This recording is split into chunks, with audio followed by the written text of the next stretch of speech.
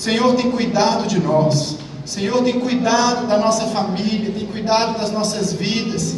Por isso hoje nós nos reunimos como igreja para exaltar o nome dEle, para engrandecer o nome dEle, para louvar aquele que é digno de receber o nosso louvor.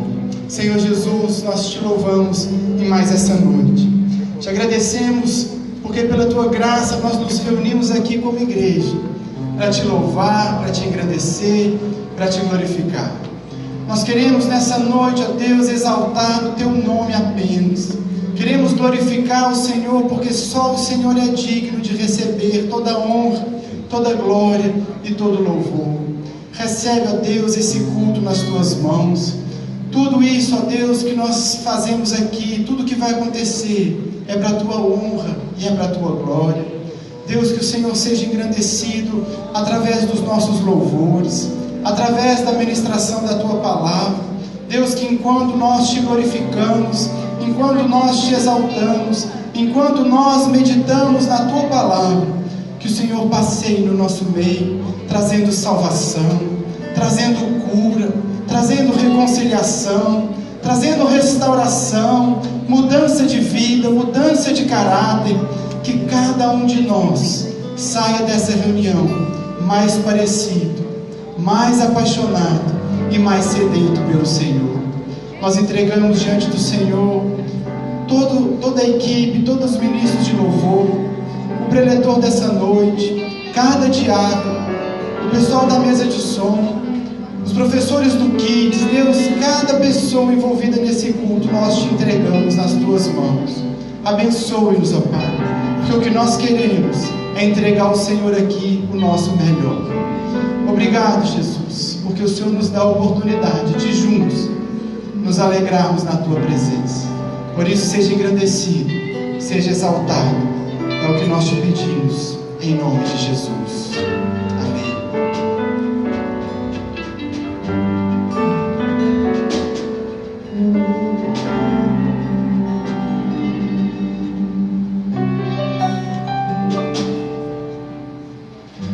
Eu encontrei teus altares, Senhor, em meu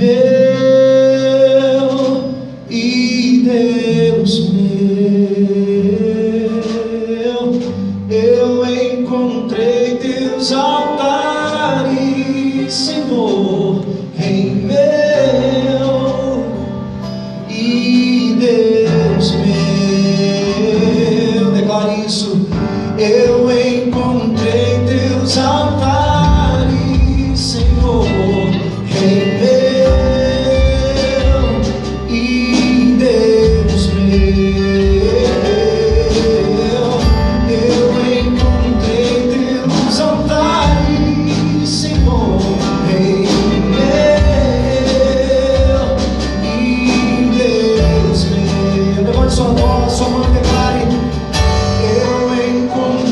Teus altares, Senhor, em meu e Deus meu. Eu encontrei teus altares, Senhor, em meu e Deus meu.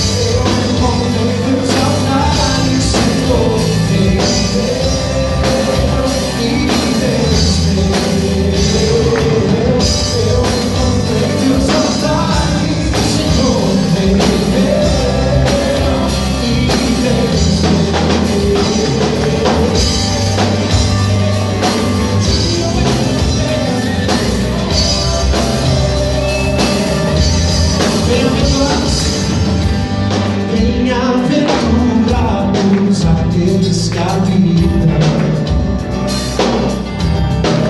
Em tua casa, pois um só dia, Senhor, nos teus atos, pois um só dia, Senhor, nos teus atos.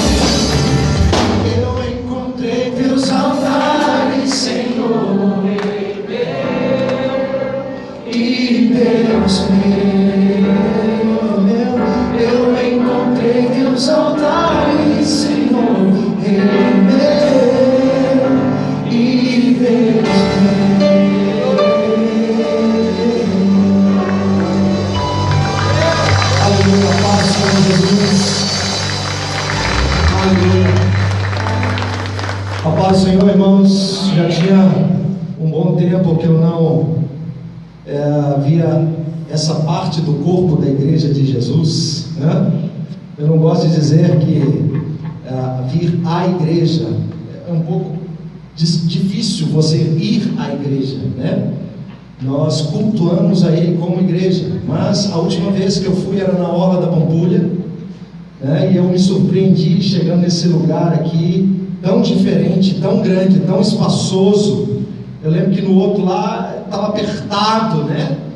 E é um perigo quando a gente vem para um lugar bonito como esse, que a gente quer ir à igreja, porque a igreja está mais gostosa, a igreja está mais bonita.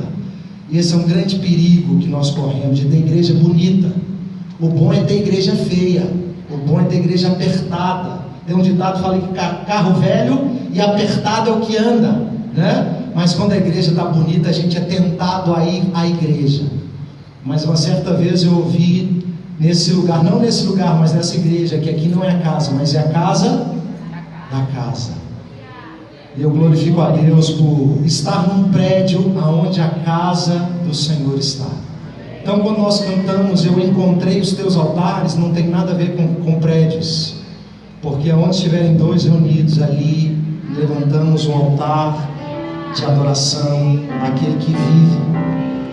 Mas enquanto a gente não chega na verdadeira casa, porque a Bíblia diz que Jesus disse lá em João 14, eu vou preparar lugar, e quando tudo estiver pronto, eu vos levarei para casa. Foi isso que ele disse? Não, não foi isso que ele disse. Eu vos levarei para mim mesmo. Porque o lance do céu não é lugar. Às vezes as pessoas querem ir para o céu porque lá descobriram que tem rua de ouro, mar de cristal. Meu irmão, se lá for rua de barro, se ele está lá, é onde eu quero estar. Tem uma canção antiga que fala assim, ó, não dá nem pro programa, fala assim: eu só quero estar onde tu estás, todo o tempo em tua presença. Leva-me ao lugar onde tu estás, contigo eu quero ficar. Aí pergunta assim: qual que é a sua igreja, irmão? A minha igreja é batista, presbiteriana, quadrangular. Eu só quero estar aonde Ele está, irmãos. Se Ele está aqui essa noite, então esse é o melhor lugar para você estar. Porque quando nós entendemos isso, irmãos, nós estamos livres de doutrinas, embora nós amamos a palavra, mas nós entendemos que o reino é muito maior do que luz, do que palco bonito. Mas quando nós olhamos para a simplicidade do Evangelho, para a vida comum, faz sentido sairmos, estarmos juntos um com o outro, para adorarmos ao Senhor. Eu já tenho mais de 20 anos de caminhada no ministério. Quando comecei o ministério, era cabeludo. Andei em estrato de minério, com a janela aberta, o vento bateu e levou. Mas uma coisa eu tenho aprendido: já rodei muitos lugares, igrejas enormes, lugares maravilhosos. Eu digo para os irmãos, a melhor coisa é estar num lugar simples, com pessoas que amam Jesus, que querem Ele mais do que qualquer outra coisa. Nós vamos cantar uma canção agora, escrita mais ou menos uns 250 anos atrás, chama Vivo Feliz, pois sou de Jesus, e já desfruto do gozo da luz. Quem escreveu essa canção foi uma mulher chamada Fanny Crosby, que ela era cega, e ela escreveu: eu vivo feliz porque eu já vejo a luz. E ela casou com outro cego, escreveu várias e várias canções. Depois de 250 anos, a história daquela mulher vai ser recontada para a glória de Jesus. Se Jesus não voltar, irmãos, daqui 100, 200 anos, oxalá que Ele volte. Mas se Ele não voltar, que alguém olhe, você olha, alguém um dia cantou uma canção, e nós vamos recontar essa canção. Amém?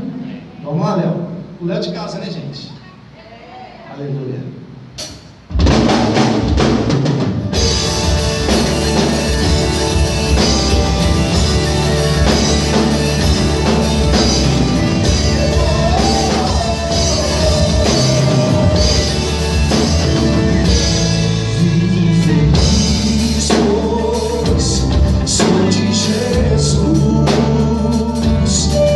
Já desfruto do gozo da luz.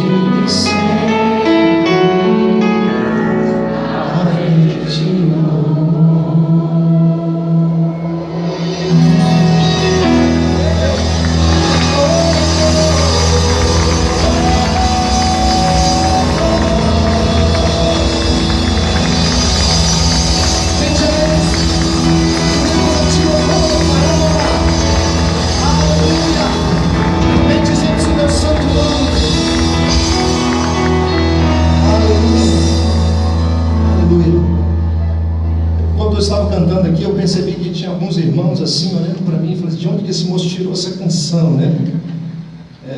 E aí a gente vê quem é crente velho, assim, né? Ou melhor, crente antigo, né? Porque quando nós cantamos a história da igreja, querido, é algo maravilhoso. Mas tem uma canção mais atual, um pouco mais nova, que creio que muitos irmãos aqui que não devem conhecer, e eu gostaria de cantar junto com os irmãos, ensinar com a congregação. E ela fala sobre adoração. Fala que adoração é muito mais do que uma expressão de levantar as mãos. Normalmente a gente, quando chega no culto, fala assim, vamos adorar, o que nós pensamos? Vocês estão aqui, gente? Vamos adorar, o que a gente pensa? Vamos pegar o violão, vamos cantar, né?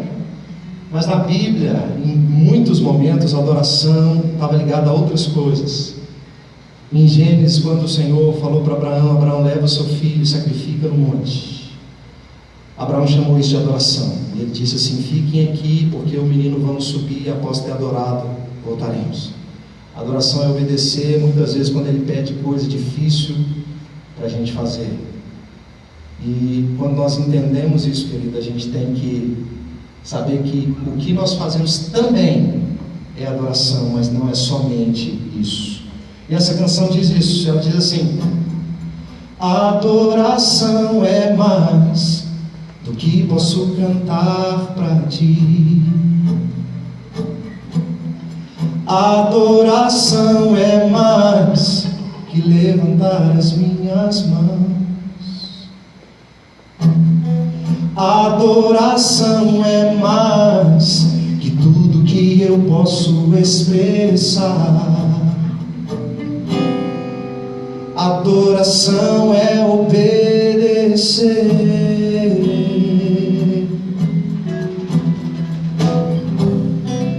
Adoração é me render. Vamos lá mais uma vez, adoração mais. Adoração é mais. Tem a letra aí, moço? Eu não tenho a letra? Oh, Jesus. Coloca aí, adoração é mais, Mário Diniz, vê se acha aí, pecador, porque eu já cantei essa música lá na outra igreja. Vamos lá. Adoração é mais do que posso cantar para ti. Adoração é mais que levantar as mãos. Adoração é mais que levantar as minhas mãos. Adoração é mais que tudo que eu posso expressar. Adoração é obedecer. Adoração é obedecer. Adoração é me render. Adoração é me render. E a segunda parte diz assim, ó. Quero ser livre pra te adorar.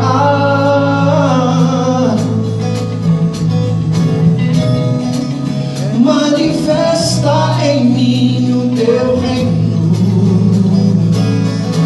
Uma coisa eu te peço, Senhor. Uma coisa, Senhor, eu te peço. Que eu possa morar em tua casa, Senhor. Que eu possa morar em tua casa, Senhor. Deu mais ou menos? Vamos lá então?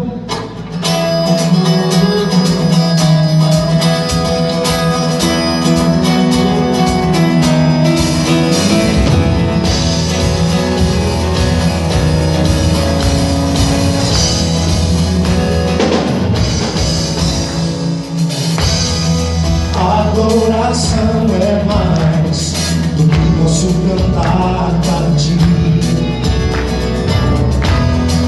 Adoração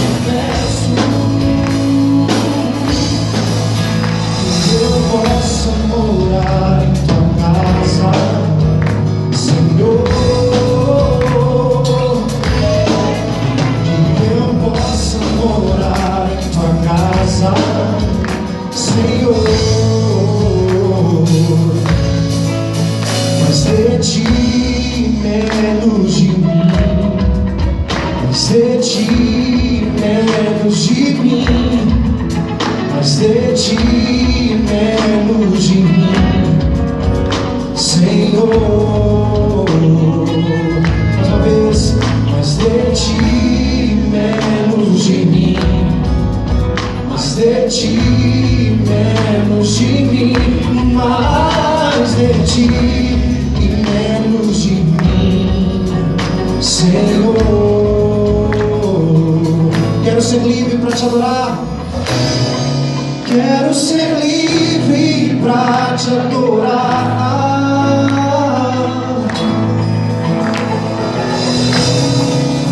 Manifesta em mim o teu reino.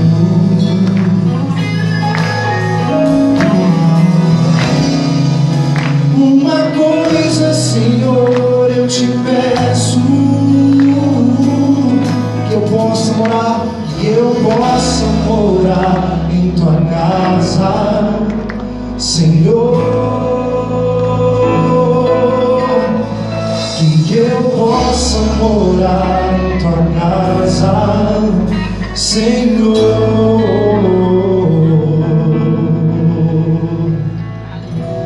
Que nossa fé não seja em luz,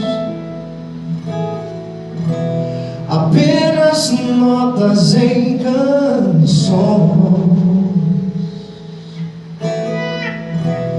Mesmo em tentações e fracos, creio em ti, creio em ti.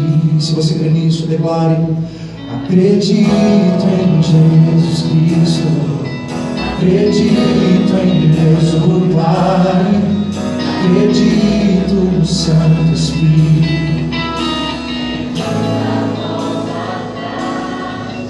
acredito na cruz de Cristo, que a morte enfim venceu, acredito que ressurreto, muito em breve voltará, creio em ti.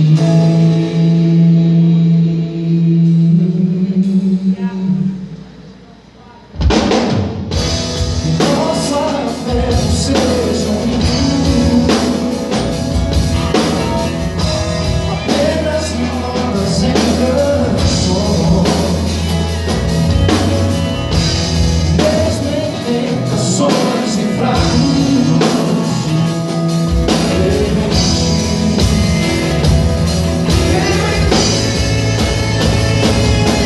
Acredito em Jesus Cristo, acredito em Deus o Pai, acredito no Santo Espírito, que nos guia para trás. Acredito na cruz de Cristo, que a morte venceu. Acredito que ressurreto, muito em breve voltará.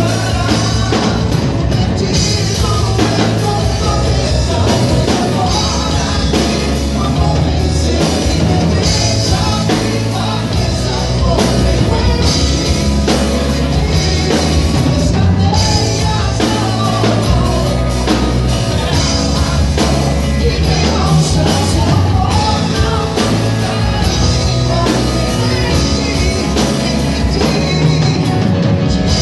em Jesus Cristo, Acredito em Deus o Pai, acredito no Santo Espírito, que nos vida nova traz. Acredito na cruz de Cristo, que a morte venceu. Acredito no ressurreto, muito em breve.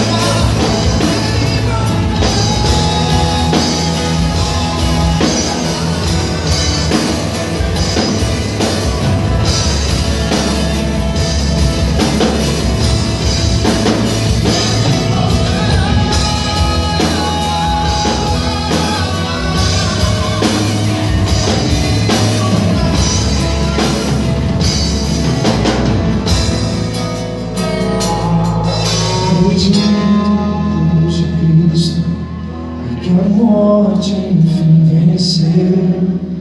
Acredito que ressurreto, muito em breve voltará.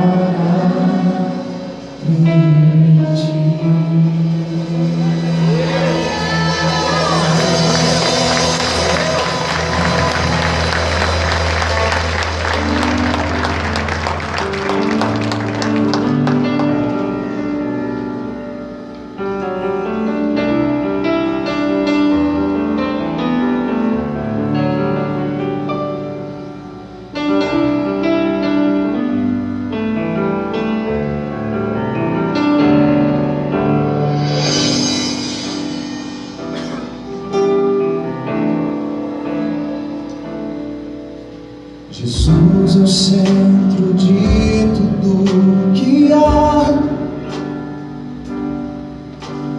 Jesus é o centro de tudo que há,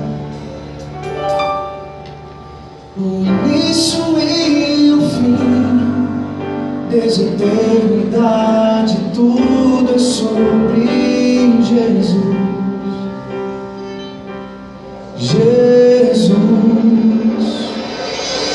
é o centro de tudo que há. Jesus é o centro de tudo que há, o início e o fim, desde a eternidade, tudo é sobre Jesus. Jesus, nada mais importa,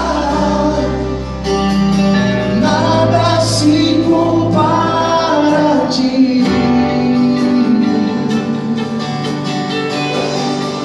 Jesus, tu és o centro e tudo aponta para ti. Jesus é o centro de todo o meu ser. Jesus é o centro de todo o meu ser. Meu início, meu fim, meu início, meio e fim, que eu viva sempre para ti, meu Jesus. Jesus, nada mais importa, nada se compara a ti.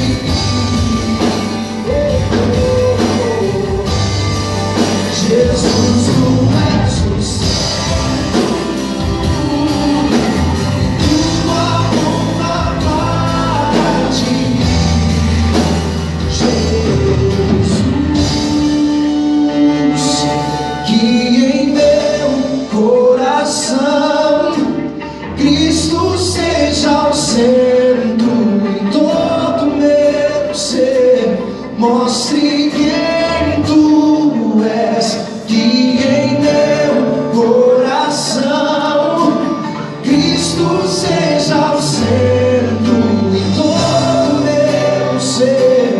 Mostre, feche seus olhos, declare isso de todo o seu coração, que em meu coração Cristo seja o centro em todo meu ser. Mostre quem tu és, que em meu coração Cristo seja o centro em todo meu ser. Mostre quem tu és, que em meu coração Cristo seja o centro em todo meu ser. Mostre quem tu és, que em meu coração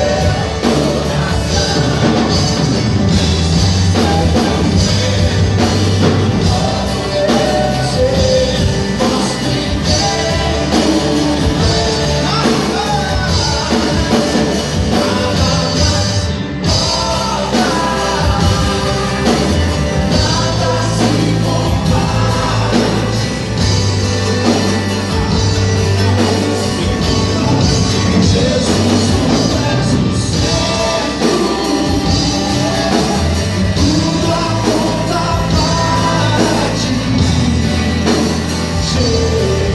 ser.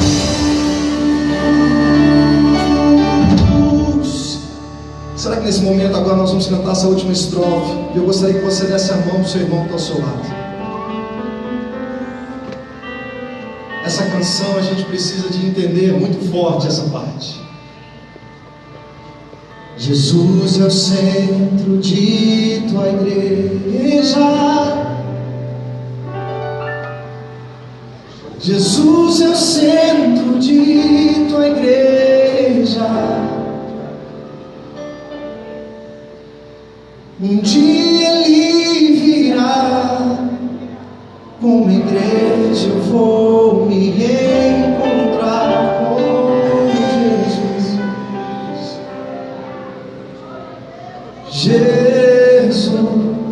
pode cantar isso mais uma vez? Jesus é o centro de tua igreja. Jesus é o centro de...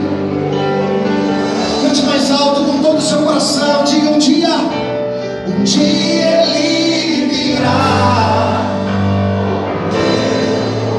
me encontrar com Jesus. Jesus, levante esse nome.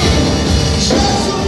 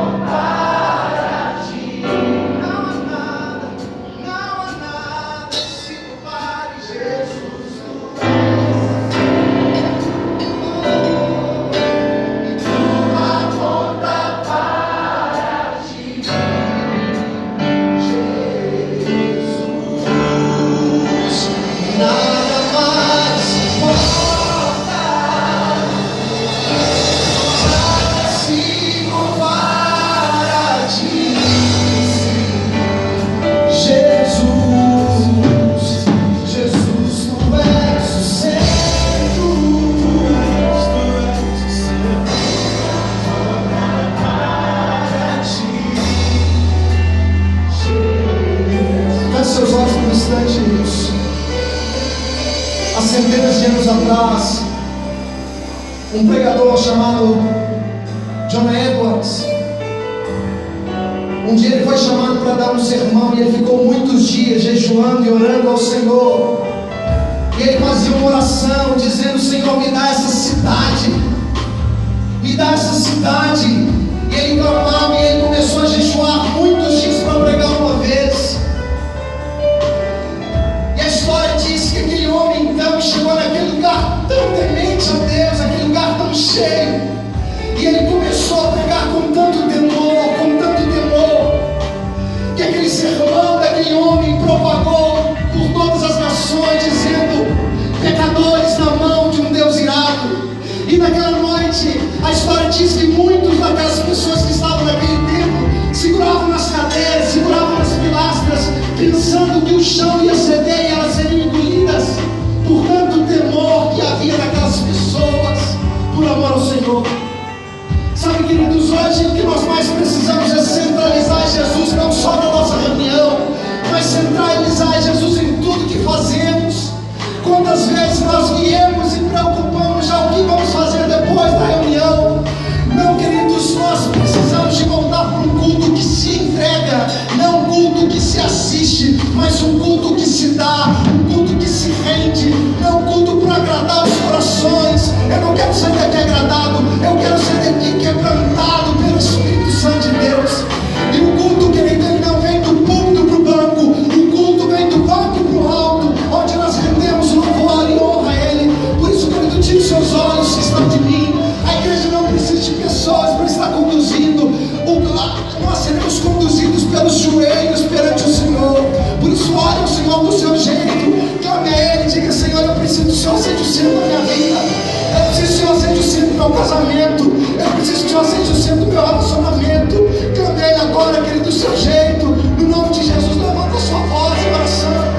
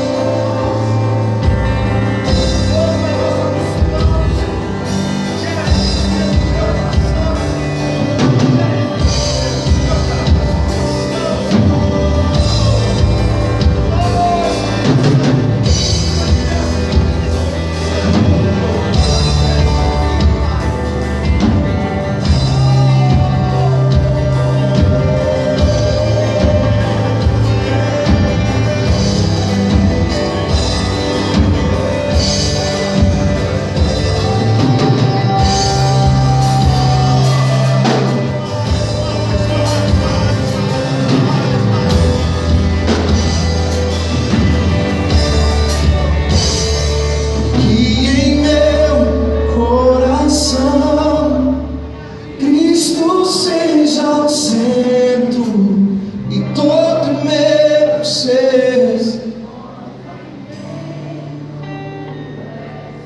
que em meu coração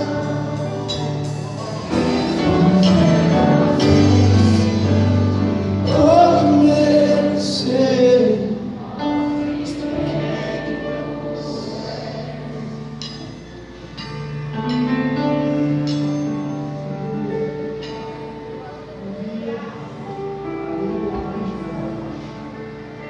Um dia Ele virá nos buscar e nós estaremos diante dEle como igreja. Por isso, ainda segurando na mão do seu irmão, comece a adorar com as suas próprias palavras, do seu próprio jeito. Naquele grande dia nós estaremos assim. Teremos momentos como esse que tivemos nessa noite, onde nós o adoraremos, onde nós o glorificaremos, onde nada mais importa.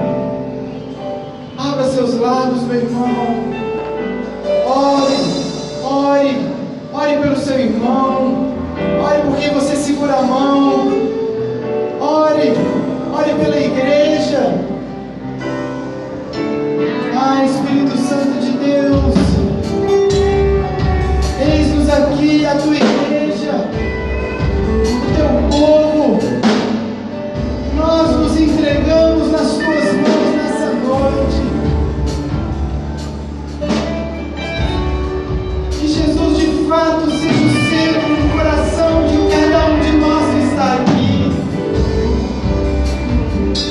Que Jesus seja o centro não apenas das nossas palavras nessa noite tão gostosa de domingo, mas nós queremos, Jesus, que o Senhor seja o centro na nossa segunda-feira, no nosso trabalho, no meio dos nossos amigos, no meio dos nossos vizinhos. Seja o centro de tudo que fazemos, seja o centro de tudo que pensamos, seja o centro dos nossos sonhos, seja o centro dos nossos projetos, seja o centro do nosso coração.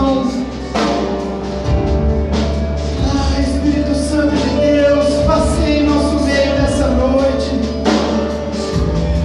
Atrai o nosso coração ao Senhor. Atrai-nos a tua presença. Diga isso a Ele. Nós te queremos, Espírito Santo. Nós te precisamos. Nós te desejamos.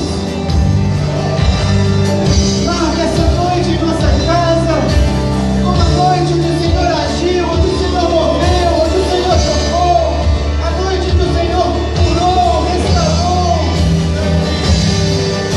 Ah, Jesus, o Senhor é a razão que nós estamos aqui.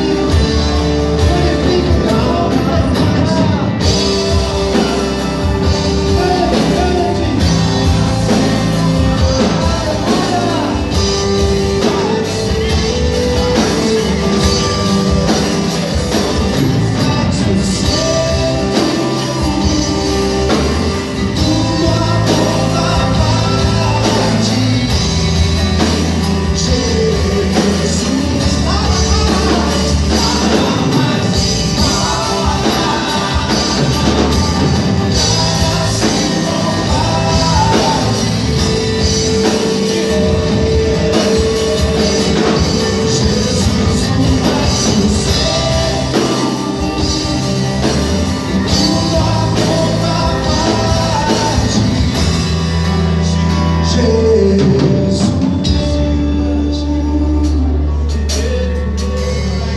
Obrigado, Senhor.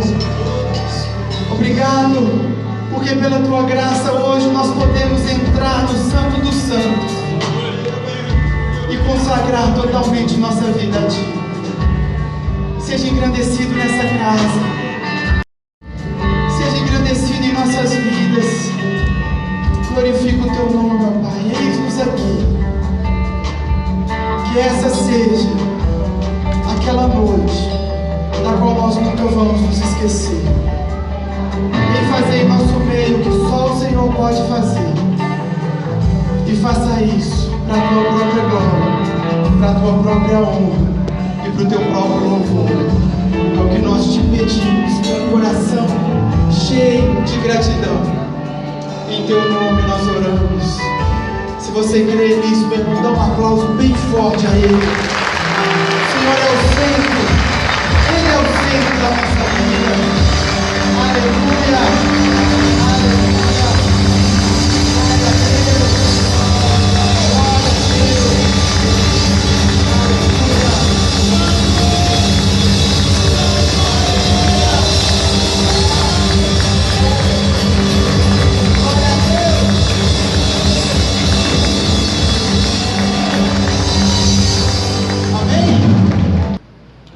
Abrimos então a carta aos Romanos, no capítulo de número 10. Romanos,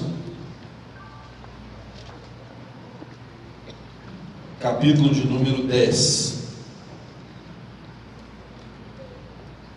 Talvez você que nos visita não saiba como é o nosso sistema aqui, mas temos o hábito na nossa igreja de estudar os livros da Bíblia e pregarmos de forma expositiva.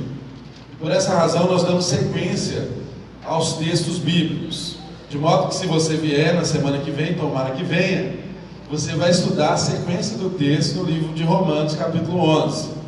Assim nós entendemos que toda a igreja tem o conhecimento, a doutrina completa, conforme a palavra deseja que nós aprendamos. E por isso hoje nós damos sequência ao que nós estudamos aqui na semana passada, quando o pastor Bruno pregou. Romanos capítulo 10, nós vamos ler do verso de número 16 até o verso de número 21. Romanos 10, 16 até o verso de número 21. Mas nem todos obedecem ao Evangelho, pois Isaías diz: Senhor, quem creu na nossa pregação? De sorte que a fé é pelo ouvir, e o ouvir pela palavra de Deus. Mas digo, porventura não ouviram? Sim, por certo, pois toda a terra saiu a voz deles, e as suas palavras até os confins do mundo. Mas digo, porventura Israel não o soube? Primeiramente diz Moisés: eu vos meterei em ciúmes com aqueles que não são povo, com gente insensata vos provocareis a ira. E Isaías ousadamente diz: fui achado pelos que não me buscavam, fui manifestado aos que por mim não perguntavam. Mas contra Israel diz: todo dia estendi as minhas mãos a um povo rebelde e contradizente. Oremos. Paizinho, nós estamos diante da Tua palavra e temos aprendido e temos consciência de que ela é instrumento apto a corrigir a nossa rota, a transformar e nos colocar de volta no caminho. Sabemos que a Tua palavra ela é alimento para as nossas vidas, Pai. Por isso, nessa hora, nós pedimos ao Senhor que nos dê todo o ensino que provém do Teu Espírito, que o Teu Espírito Santo seja o professor em nossas vidas nessa hora. Deus, fale através da Tua palavra, ministre aos corações sedentos.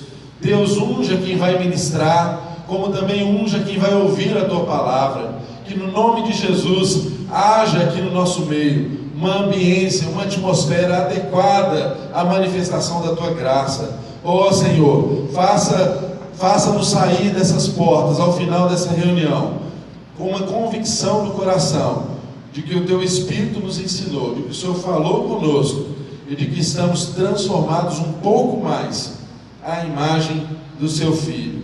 Desde já, como filhos do Senhor, como igreja, nós Te agradecemos em nome de Jesus. Amém. Irmãos, o texto de Romanos, capítulo 10, está dentro daqueles capítulos, que que são talvez os mais difíceis de ser lidos e interpretados aqui na carta aos Romanos e quem sabe talvez de toda a Bíblia. E nós temos aprendido com tanta graça acerca desse livro de Romanos, e é tão interessante que quando nós estudamos de uma forma expositiva, nós damos sequência ao texto, e seja qual for o texto, a gente passa por ele, não é?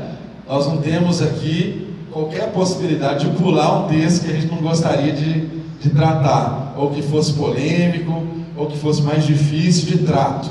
Mas não, Deus tem nos dado graça, e de uma forma tão linda, nós temos sido ministrados por todos os pregadores, por todas as pessoas que Deus tem levantado aqui nessa casa.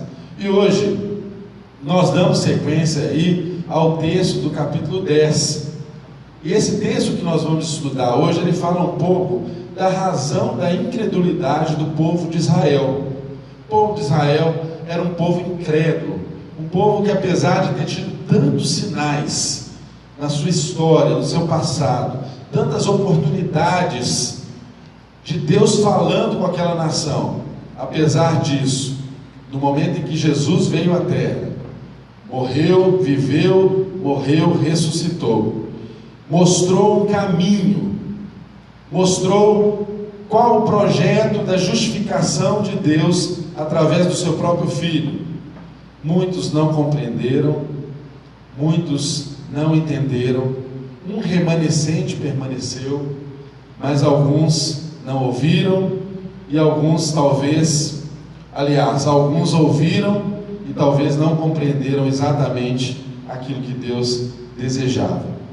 Irmãos, é tão importante quando nós estudamos um texto como esse, eu e você lembrarmos que nos identificamos com o povo de Israel, porque tantas vezes nós somos de dura cerviz, por tantas vezes Deus fala ao nosso coração de uma forma tão clara, através da sua palavra, através dos profetas, através da sua lei, e nós às vezes permanecemos com o coração duro, resistente àquilo que Deus quer nos ensinar, àquilo que Deus quer nos mostrar. Não foi diferente com Israel. Não foi diferente com Israel. Na semana passada, para a gente entender um pouco mais o contexto, na semana passada nós vimos aqui no capítulo de número 10 que Paulo, ele começa se direcionando aqui aos seus irmãos judeus. A gente sabe que a carta aos Romanos, ela foi escrita por Paulo no contexto em que ele pretendia passar por Roma e ter apoio daquela igreja. Os irmãos já sabem que nós temos ensinado aqui ao longo das mensagens, das pregações, que Roma, a igreja instituída em Roma, não tinha sido o trabalho de plantação do apóstolo Paulo.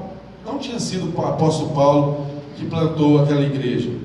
Mas apesar disso, Paulo reconhecia o dom que havia naquela igreja, e ele reconhecia que ele poderia ser acrescido através do dom da vida daqueles irmãos, como ele também poderia contribuir com aquela igreja.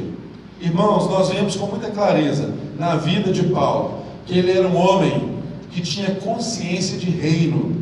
Ele não tinha uma perspectiva de império. Para ele, o reino de Deus não estava circunscrito à igreja que ele plantava, não estava circunscrito ao trabalho que tinha a assinatura dele, que tinha o nome dele escrito, mas muito pelo contrário. Paulo tinha uma consciência de que aquilo que contribui para o reino de Deus deveria ser apoiado, deveria ser recebido e deveria ser igreja do Senhor. E Paulo, com essa consciência, é que ele escreve para os irmãos da igreja em Roma. Muito possivelmente os irmãos da igreja de Roma nasceram a partir daqueles irmãos do Pentecoste que voltaram para Roma. Roma era a capital do império, uma cidade muito importante, muito influente. O que acontecia ali influencia pessoas de vários lugares do mundo, porque Roma era a capital do império, e havia uma igreja que foi instituída ali, não pelos apóstolos,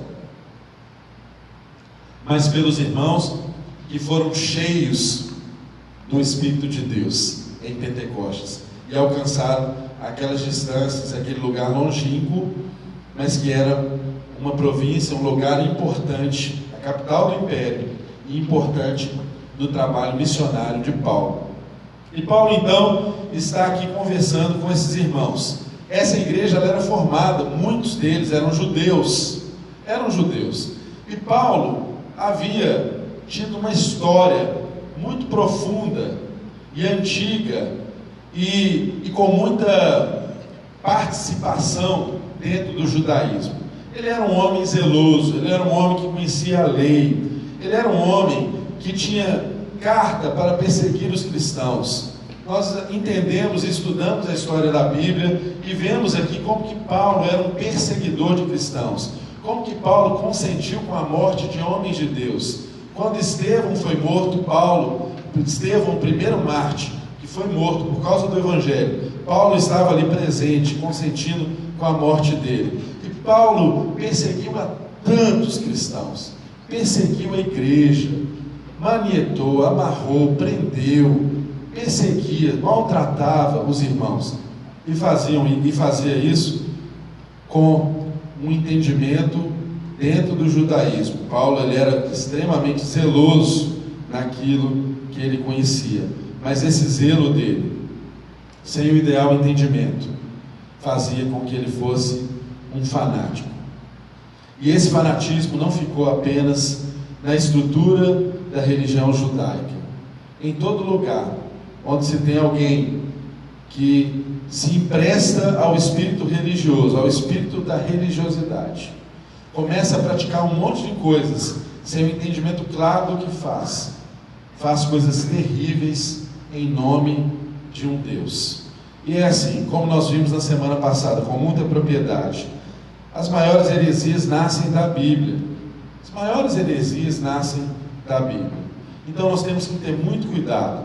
E Paulo, ao experimentar o Evangelho, ao experimentar essa transformação que o Evangelho faz na vida de qualquer tipo de gente, Paulo começou a se preocupar com seus irmãos. É muito interessante como ele introduz o capítulo número 10, que o versículo 1 diz assim: irmãos, o bom desejo do meu coração e a oração a Deus por Israel é para a sua salvação, porque lhes dou o testemunho de que tem zelo de Deus, mas não com entendimento. Ou seja, Paulo expressa que os seus irmãos tinham zelo, mas esse zelo não era com entendimento. E sempre que temos zelo, mas não temos entendimento, somos entregues ao fanatismo. E Paulo, é interessante, irmãos, vocês perceberem que Paulo, ele é um grande pastor. Paulo é também um grande evangelista. Paulo é também um grande teólogo. Paulo foi muito agraciado por Deus. De fato, onde habitou o pecado, superabundou a graça. Paulo foi um grande homem que escreveu essas cartas, teve experiências maravilhosas com Deus que nos edificam. Mas é importante nós percebermos que Paulo era um homem que tinha um grande coração. E o texto introduzido aqui diz que o desejo do coração dele e a oração dele era para que Israel alcançasse a salvação. É tão interessante que o coração de Paulo aqui, como o coração de um pastor, ele une o seu desejo à sua oração. Paulo orava pelos seus irmãos. Paulo percebia a necessidade dos seus irmãos e dobrava os seus joelhos e orava pelos seus irmãos a partir dessa necessidade percebida. Ele entendia que os seus irmãos não tinham a compreensão que ele tinha do Evangelho e que isso era urgente na nação de Israel. Eles precisavam de um Salvador, assim como todas as pessoas de toda a face do mundo. Então Paulo, ele se dobrava em oração. Era um homem que não tinha apenas o conhecimento, mas ele também tinha coração. Ele entendia a necessidade dos seus irmãos e ele sofria por causa dessa necessidade. Ele usou aqui nos textos anteriores até expressões assim drásticas por causa do amor que ele tem para com os seus irmãos. Tomara Tomara, irmãos, que esse mesmo senso alcance os nossos corações. Tomara que esse mesmo senso provocado pelo Espírito de Deus na vida de Paulo alcance as nossas vidas, para que a gente verdadeiramente ame as pessoas e de coração coloque os nossos joelhos dobrados por essas pessoas que amamos. Paulo nos mostrou isso muito lindamente nesse exemplo aqui do capítulo 10. E no capítulo 10, na parte que antecede ao que daremos sequência aqui, Paulo, ele fala um pouco sobre a obra evangelística que é necessária para as pessoas serem alcançadas. E lá no verso de número 12, no verso de número 14, antecedendo um pouco ao que lemos, ele diz assim: como, pois, invocarão aquele em quem não creram? E como crerão naquele em quem não ouviram? E como ouvirão se não há quem pregue? E como pregarão se não forem enviados? Como está escrito: quão formosos os pés dos que anunciam a paz, dos que anunciam coisas boas. É tão interessante nós percebermos aqui que Paulo, com esse coração evangelista, ele conclama os seus irmãos, ele conclama a igreja, ele conclama cada um de nós acerca da nossa responsabilidade de sermos arautos do evangelho, de anunciarmos essa boa nova. Ele traz aqui os princípios basilares do evangelismo. Mas é interessante que o versículo seguinte, que é o que nós lemos para esta noite, começa com uma conjunção adversativa. Tem a palavrinha aí, mas. O que significa isso? Sempre que nós vemos uma conjunção adversativa, significa que tem uma mudança aí, né? E o texto diz assim: mas nem todos obedecem ao evangelho. Pois Isaías diz: Senhor, quem creu na nossa pregação? Irmãos, essa é uma constatação real que Paulo traz aqui no texto. Depois dele expor essa necessidade do evangelismo, essa necessidade de Cristo enviar os seus arautos, desses arautos de Cristo pregarem a palavra, e pessoas ouvirem a palavra pregada, e esses ouvintes crerem na palavra, e porque creram, eles invocam o Senhor, e porque invocaram o Senhor, eles são salvos. Apesar da clareza e da didática de Paulo em mostrar isso aqui, ele traz um mas nem todos obedecem ao evangelho. E ele remete a Isaías, quando diz assim: Senhor, quem creu na nossa pregação? Irmãos, Isaías aqui no capítulo 53, verso 1 em diante, ele está falando sobre o servo sofredor, e ele traz essa exclamação: quem creu na nossa pregação? É tão interessante que o povo de Israel, já assim uns 800 anos antes de Cristo pisar nessa terra, eles tinham essa profecia lá em Isaías acerca de tudo que havia de ser Jesus. Quando você lê Isaías, o capítulo 53, eu vou ler aqui os primeiros versículos. Hoje nós lemos isso e assim é tão claro acerca do Messias que a gente fica até com espanto. Como que as pessoas não compreenderam quem é Jesus? O texto diz lá em Isaías 53, a partir do verso 1: quem deu crédito à nossa pregação?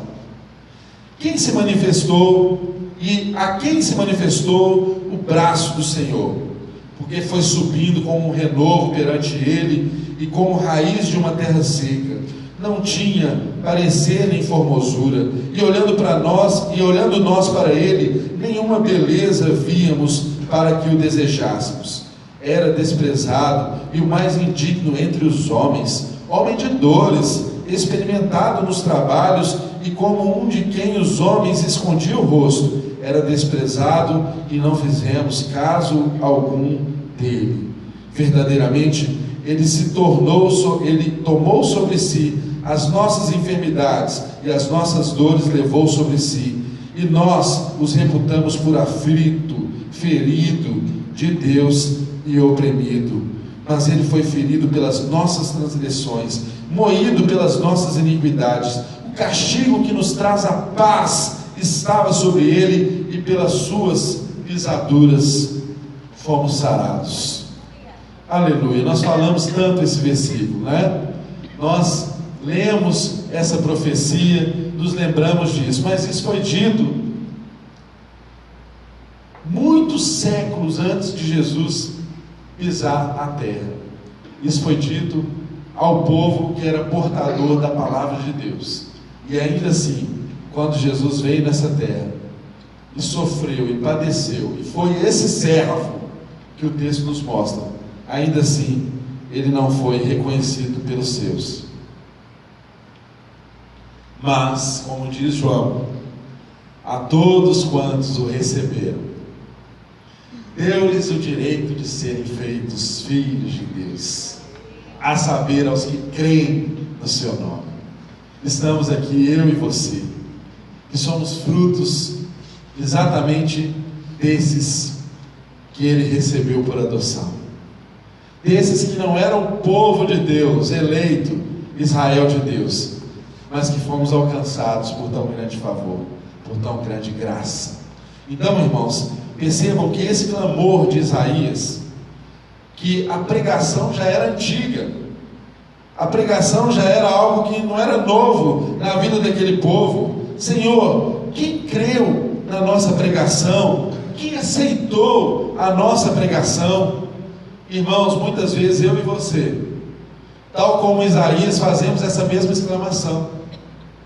Tal como Isaías, colocamos diante de Deus em xeque a nossa responsabilidade de sermos arautos de Deus, de anunciarmos o Evangelho, porque temos temor no nosso coração. Quem vai crer nisso? Será que o meu colega de trabalho que ouvir acerca do Evangelho, será que ele vai crer mesmo? Será que ele não vai rejeitar a mim e a mensagem que eu trago? Irmãos, nós precisamos ter consciência clara do poder que há na palavra de Deus, e precisamos compartilhar essa verdade em todos os lugares. Quão formosos são os pés daqueles que trazem boas novas, diz o texto. Você não sabe, mas talvez a pessoa que está aí do seu lado, no seu trabalho, nos lugares onde você está, precisa tanto ouvir uma palavra vinda de você acerca daquilo que Deus fez na sua vida.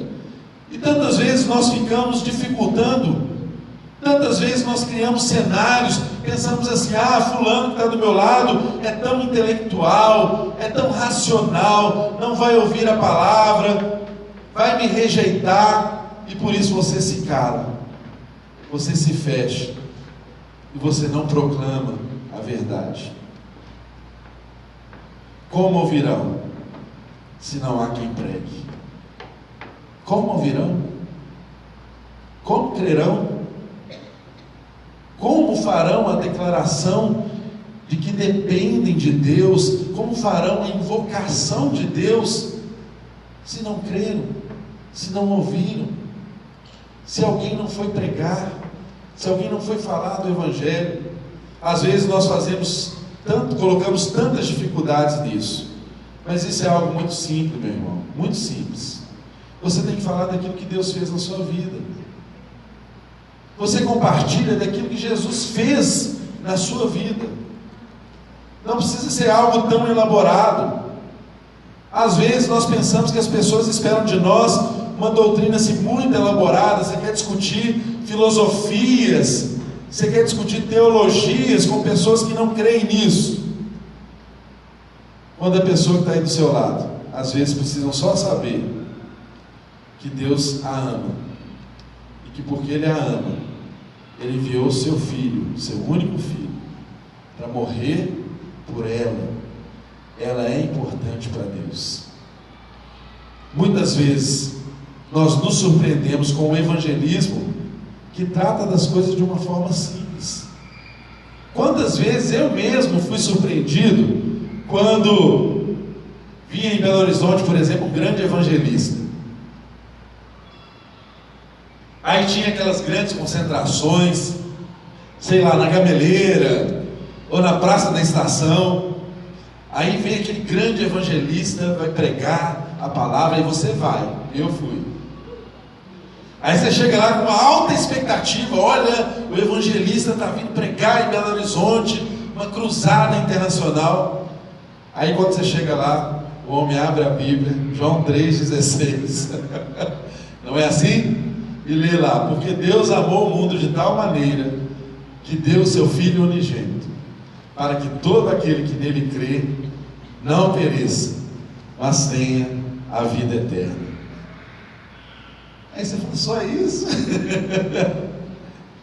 E Deus manifesta com seu poder, e Deus manifesta com graça, e Deus opera milagres, faz coisas maravilhosas, porque o Evangelho é simples. Somos nós que complicamos as coisas. O Evangelho é extremamente simples. Abra a sua boca, meu querido irmão.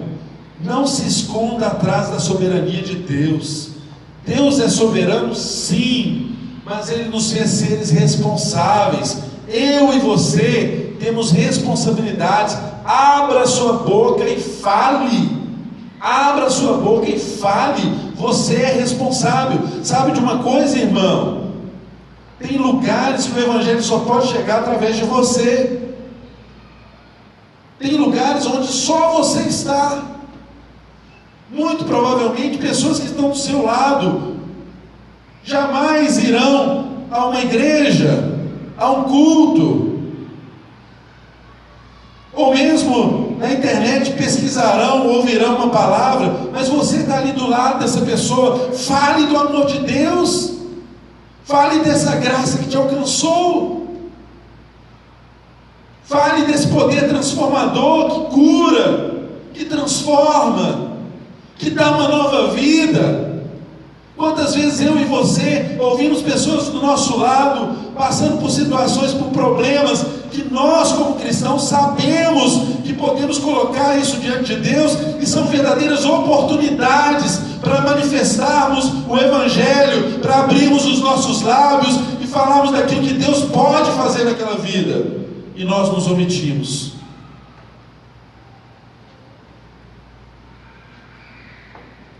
Eu sei que você passa por essa crise, assim como Isaías. Senhor, quem vai ouvir? Senhor, quem creu na nossa pregação? Mas entenda uma coisa, querido: a sua responsabilidade é pregar, é abrir a boca e falar. O resultado disso, me perdoe a simplicidade da palavra, não é da sua conta.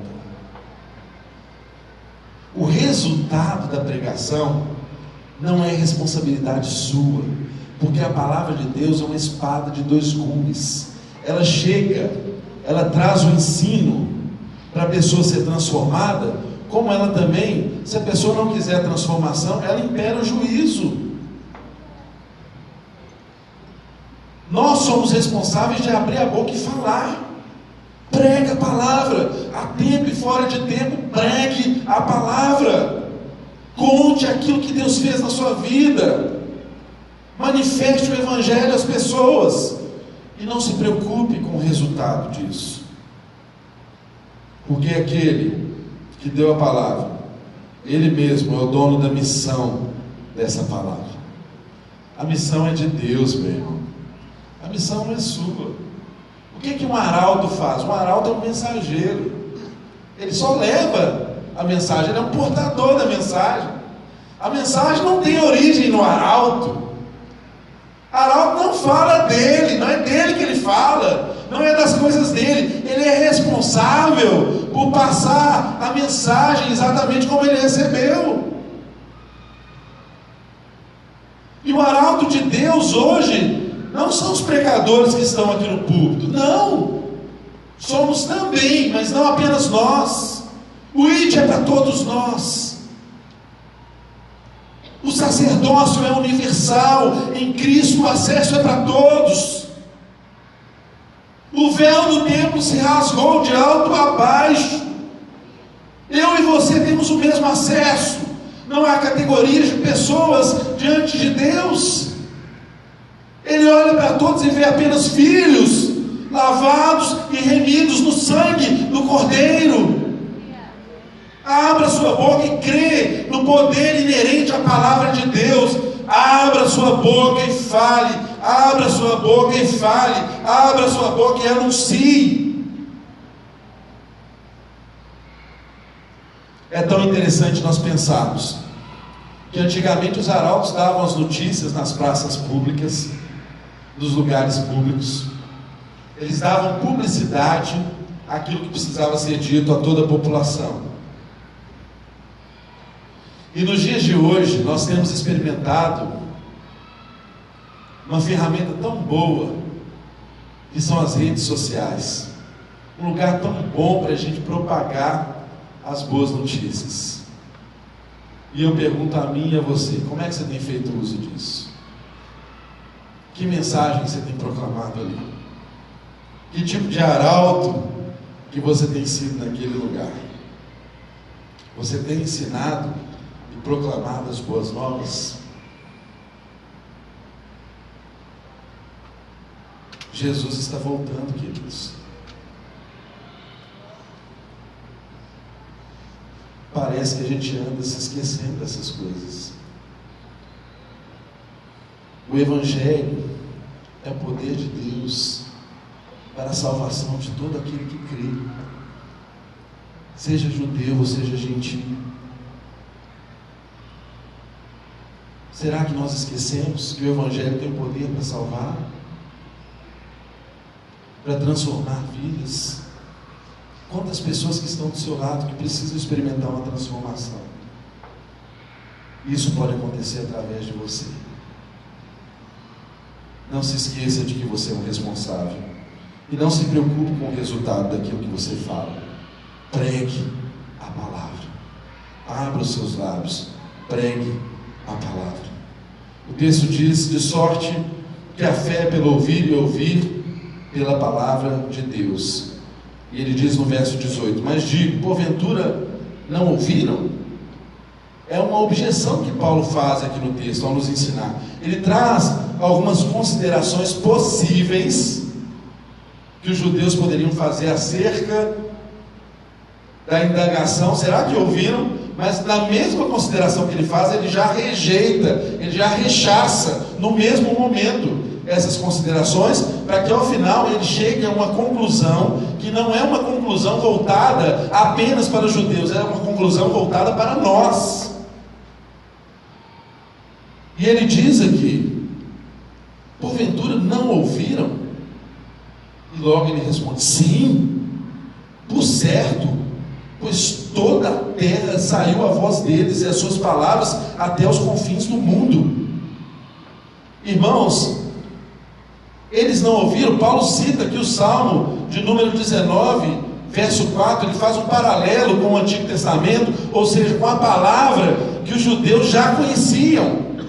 E o Salmo 19,4 diz exatamente isso: a voz deles se fez ouvir por toda a terra e suas palavras até os confins do mundo. O próprio texto de Romanos nos ensinou no início dessa carta que Deus, ele se revelou de uma forma inconteste.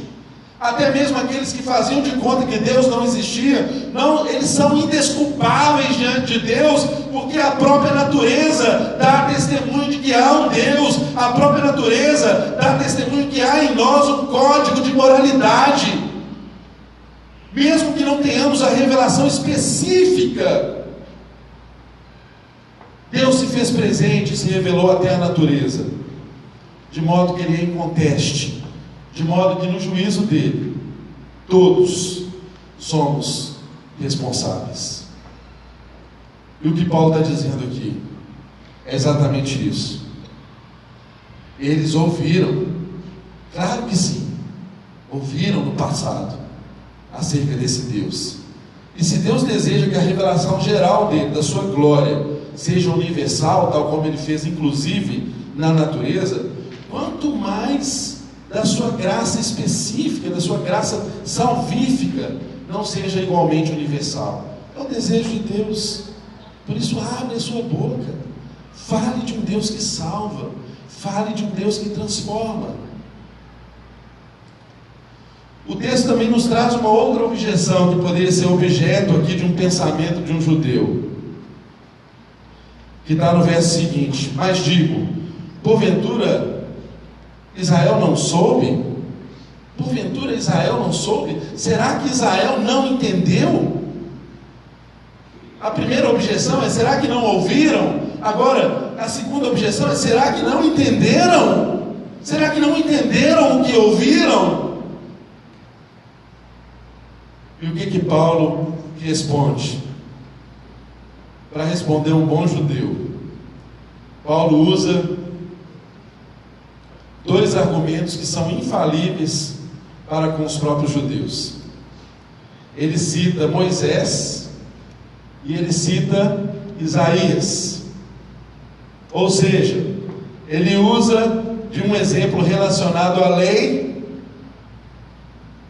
quando fala de Moisés, e de um exemplo relacionado aos profetas, quando fala de Isaías. É como se Paulo, na sua construção de argumentação, estivesse usando a lei e os profetas para darem testemunho acerca de que eles eram inculpáveis, indesculpáveis, acerca do entendimento da revelação dessa justiça de Deus através do seu Filho. E ele diz aqui, citando então no texto, verso 19: porventura Israel não soube? Primeiramente diz Moisés: eu vos meterei em ciúmes com aqueles que não são povo, com gente insensata vos provocarei a ira.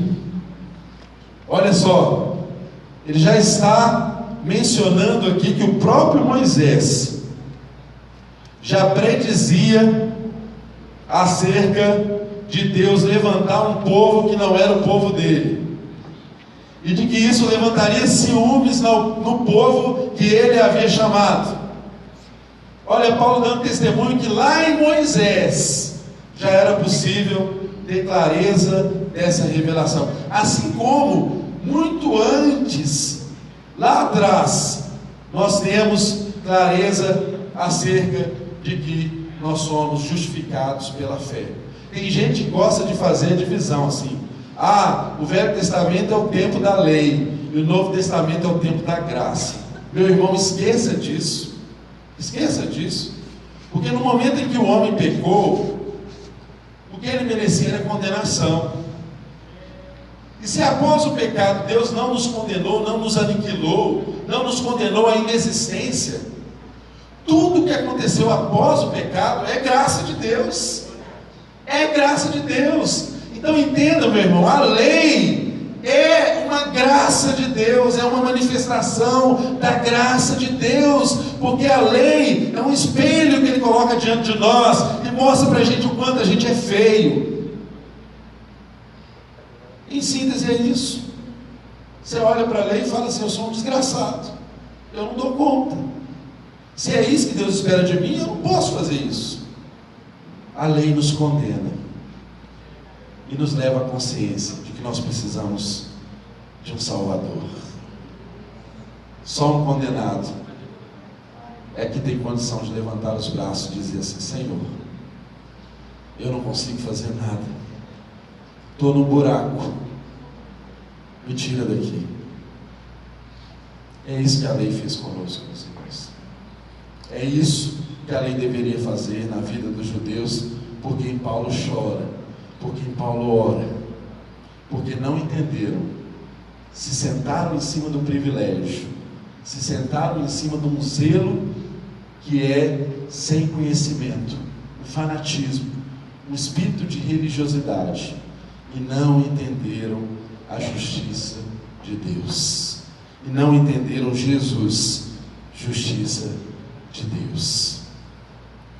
Paulo também cita aqui Isaías, logo em seguida ele diz no verso de número 20, olha só, ele traz dois argumentos para mostrar para Israel que eles, acerca da indagação, será que eles não souberam? Ele está dizendo: souberam sim. Vou dar para vocês dois argumentos. O primeiro foi Moisés, e o segundo ele fala sobre Isaías, verso 20. E Isaías ousadamente diz: fui achado pelos que não me buscavam, fui manifestado aos que por mim não perguntaram. Quem são esses? Eu e você. Somos nós. Gentios. Pessoas que andavam distante, que não era o povo eleito de Deus. E Ele nos encontrou. A iniciativa é sempre dele. Então, meu irmão, se esqueça de fazer obras para alcançar o favor de Deus. Se esqueça disso. Não é possível alcançarmos o favor de Deus por aquilo que nós fazemos. Mas nós fazemos porque fomos alcançados por um grande favor.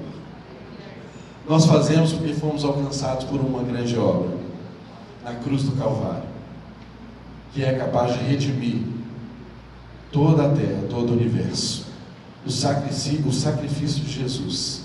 Ao sacrifício de Jesus, nem 1 centímetro quadrado do universo está alheio, está fora do domínio desse sacrifício.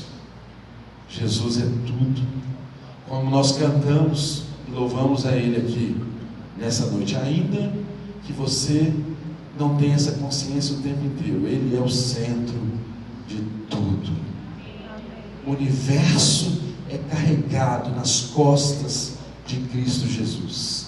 O sacrifício dele nos fez viáveis nessa terra. É o sacrifício dele que torna todas as coisas possíveis, a vida possível, o universo possível, as leis da natureza possíveis. Todos estamos no sacrifício de Jesus, que já era conhecido e efetivo antes da fundação do mundo.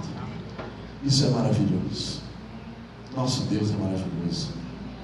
Irmãos, é lindo quando a gente percebe que na argumentação de Paulo, ele encerra aqui no verso de número 21, dizendo assim: mas contra Israel diz: todo dia estendi as minhas mãos a um povo rebelde e contradizente. Meu irmão, quando eu leio isso, o meu coração fica pequeno,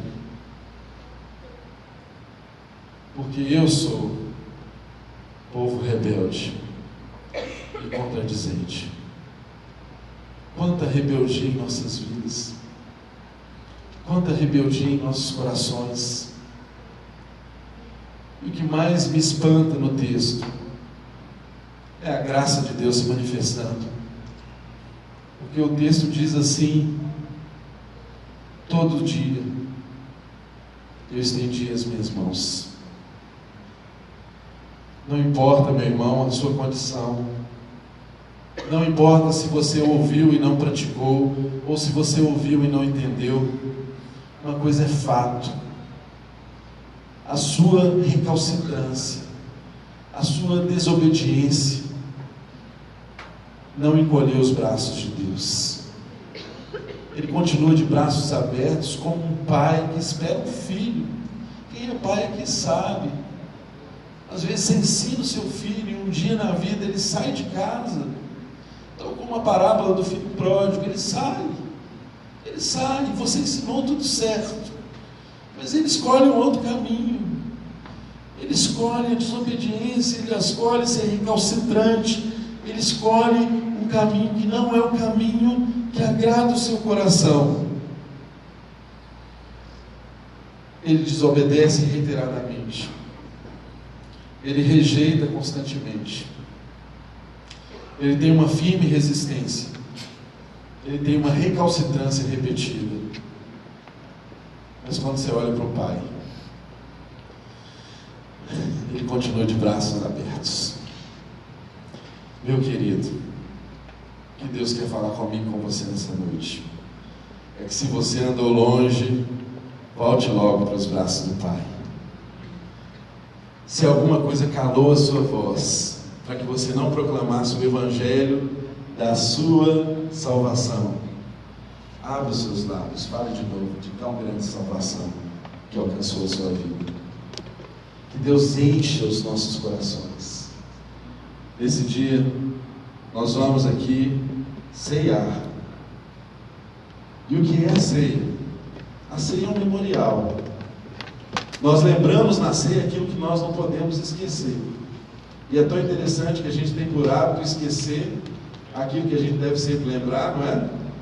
E a gente tem por hábito também lembrar aquilo que a gente deveria esquecer. Na ceia, Jesus exatamente nos ensina a lembrar do que precisa ser lembrado. E nessa noite, eu e você precisamos lembrar que toda essa graça, que todo esse favor que nos alcançou, que toda essa justiça que alcançou os injustos, porque não foi para os justos, tudo isso teve um preço. É de graça, mas teve um preço. Um sangue foi derramado por mim e por você. Um corpo foi moído por mim e por você. As nossas iniquidades, Jesus, a cruz do Calvário. E é tão interessante que na noite em que Jesus foi traído, é que ele tomou o pão e o cálice. Ele estava sentado à roda dos seus amigos, entre ele e o traidor. E foi nessa ambiência que ele tomou o pão, tomou o cálice, anunciou a sua morte até que ele veio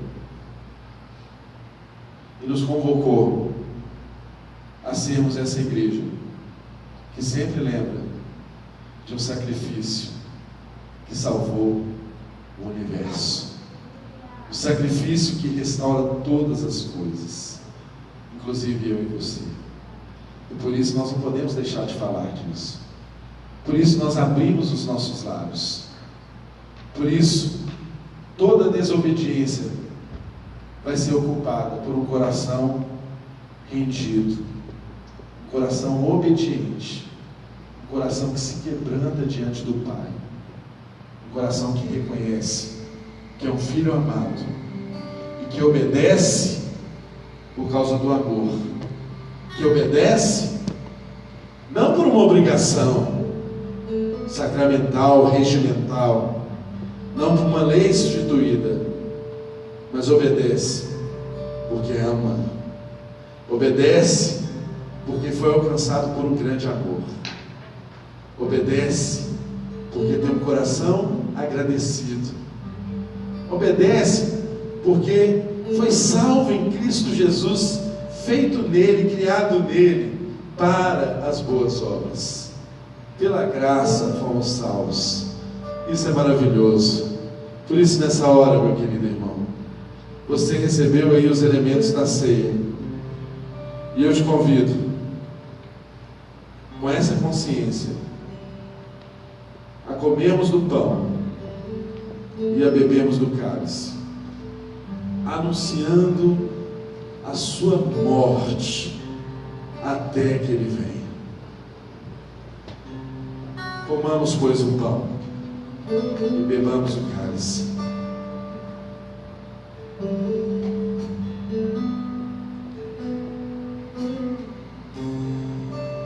Adore o Senhor, agradeça-o por tão grande salvação.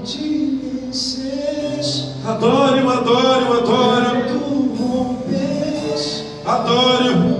Tumba vazia agora está, o céu te adora, proclama a tua glória, pois ressuscitaste, vives,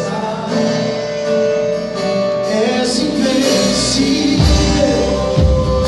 Inigualável, hoje pra sempre.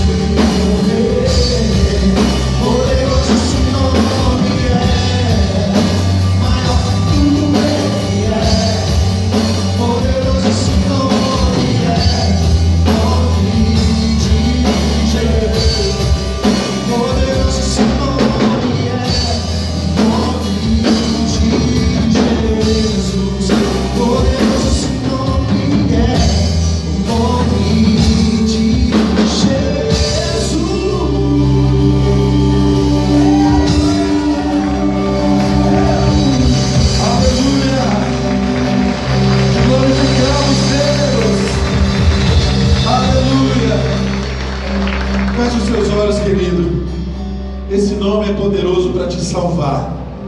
E se hoje ouviu a voz de Deus no seu coração, não endureçais o vosso coração. Se hoje pela primeira vez você ouve Deus falar de um modo claro nos seus ouvidos, no seu coração, entregue sua vida a Ele.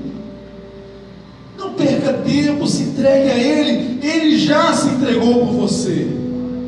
Portanto, se há alguém aqui no nosso meio que gostaria de dizer a Jesus, não a nós, mas a Jesus, diga a Jesus, levante sua mão para dizer a Jesus: Jesus, eu quero ser salvo por Ti, eu quero tamanha salvação, eu quero ser Teu.